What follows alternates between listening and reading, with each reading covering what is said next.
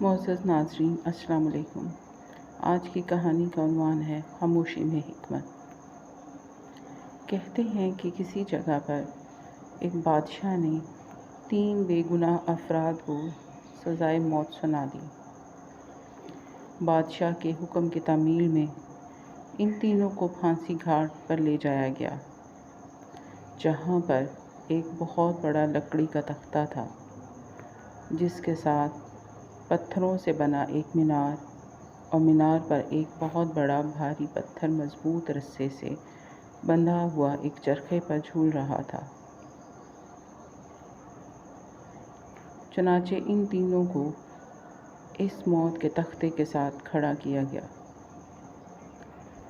پہلے شخص کو اس تختہ پر عین پتھر گرنے کے مقام پر لٹایا گیا اور اس کی آخری خواہش پوچھی گئی تو وہ کہنے لگا، میرا اللہ تعالیٰ پر پختہ یقین ہے، وہی موت دے گا اور وہی زندگی بخشے گا، بس اس کے سوا کچھ نہیں کہنا۔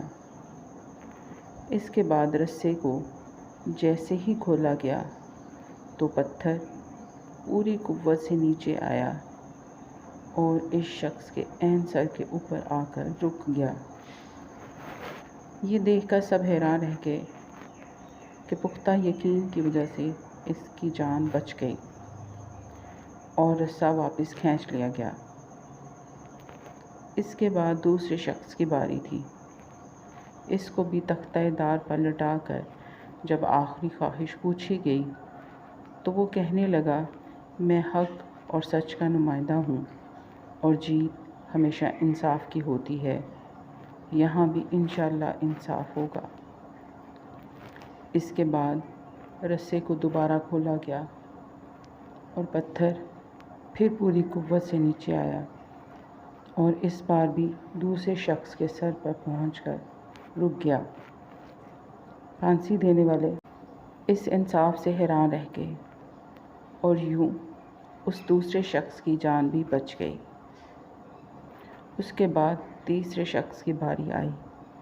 اسے جب تختے پر لٹا کر آخری خواہش کا پوچھا گیا تو وہ کہنے لگا، پہلے کو نہ ہی اللہ پر یقین نے بچایا اور نہ ہی دوسرے کو اس کے حق و انصاف کے نمائندہ ہونے نے۔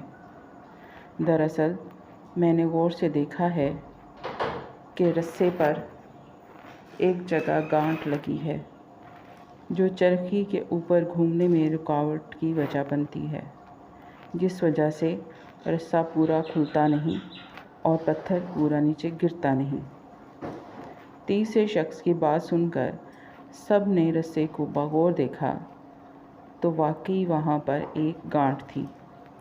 انہوں نے جب گانٹھ کھول کر رسہ آزاد کیا تو پتھر پوری قوت سے نیچے گرا اور اس تیسرے شخص کا سر کچل کر رکھ دیا۔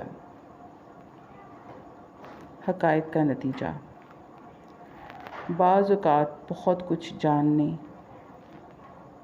جانتے ہوئے بھی منہ بند رکھنا حکمت میں شمار ہوتا ہے اور خاموشی میں حکمت ہوتی ہے۔ اگر آپ کو ہمارا چینل پسند آیا ہے تو اس کو لائک اور سبسکرائب ضرور کریے گا۔ شکریہ۔